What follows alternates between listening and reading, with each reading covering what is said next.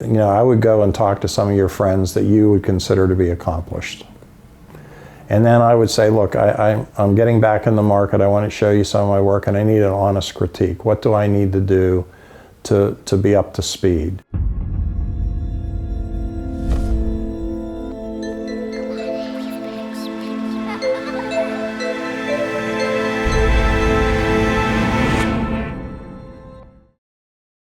If you've been out of the market for 9 years, the skill sets have changed a lot. So the first thing is try to figure out where you are vis-a-vis the skill sets that the person coming out of art school who's 22 has. My guess would be that the programs are a little different and that things are a little different. And so that's the first place I would check in before I even tried to re-enter the market. I have a little saying that I talked to Chris about years ago, and he's done a pretty good job with it. Always play on your own court. And what I mean by that is don't play the other person's game. So that 9 years that you spent being a stay-at-home mom has value, if you can recognize that it has value.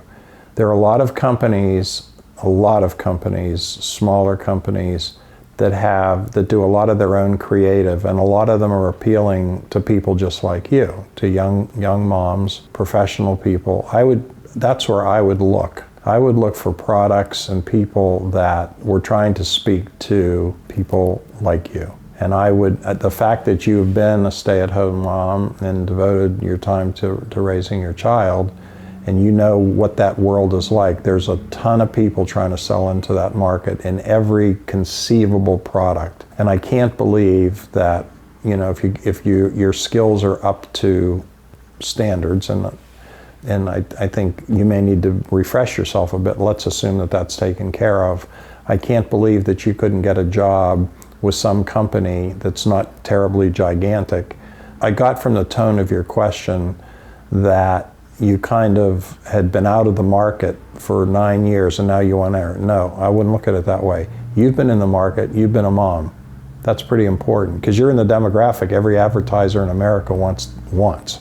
So play that, use that as one of the things you bring to the table. Because remember, being an artist isn't just about creating art, it's about solving problems. And so your background as a stay-at-home mom, to me, would give you an enormous amount of information about how to solve problems for products of people that are making or trying to sell products into your market.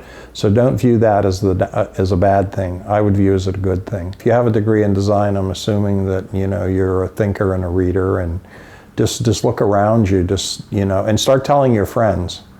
One of the things you find, I don't know where you live obviously, but you'd be surprised, that's at 6 degrees of separation. You may know somebody that knows somebody that's looking for you. So put the word out that you're back, you're back in the market. Also use LinkedIn. LinkedIn has a pretty good listing of job opportunities.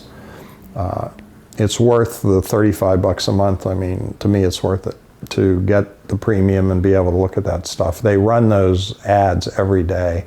Also, you can look at these big employment things like Monster, and just look up job descriptions for whatever your specialty is, and you'd be surprised. You'll see people advertising to hire people like you. You take a long vacation, you come back, it's like, oh, okay, I gotta shake the cobwebs off. I can only imagine 9 years.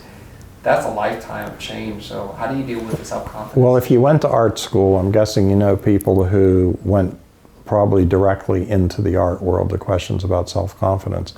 I would go and talk to some of your friends that you would consider to be accomplished.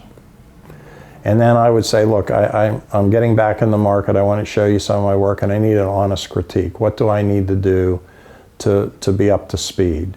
And then take that critique honestly and do whatever you need to do. I think that's how you build confidence. Confidence is you have to feel you know what you're doing. And right now, I know in 9 years, this business has changed dramatically. So just go to your friends or people that you went to school with and say, I need some input. I need some help.